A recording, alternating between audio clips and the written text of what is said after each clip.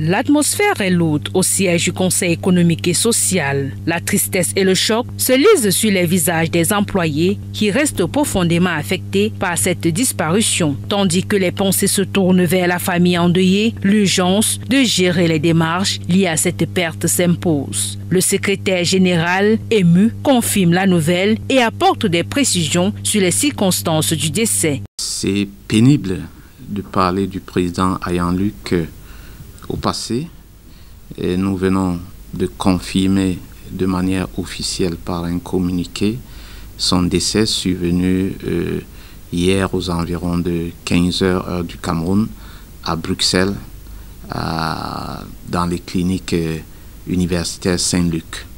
Il y avait été évacué une semaine auparavant sur très haut accord du chef de l'État, son Excellence Paul Biya. Un grand bâtisseur, à l'image du siège qu'il a su transformer et moderniser. Son mandat à la tête du Conseil économique et social est marqué par des réalisations majeures, reflet de son engagement et de sa vision. Nous pensons que le plus grand témoignage qui survivra au départ du président Ayan Luc, c'est son œuvre immense, c'est son œuvre immortelle. Et vous êtes ici dans un bâtiment qu'il a réalisé avec amour et conviction parce qu'il lui a fallu du temps pour arriver à son achèvement. Homme de conviction, de fidélité et de grandeur, Ayan Luc incarnait les valeurs les plus nobles de la République. Son engagement sans faille et son sens du devoir ont marqué durablement ceux qui ont eu la chance de travailler à ses côtés. Le président Ayan, que je considère comme un père, parce que c'est un homme de conviction.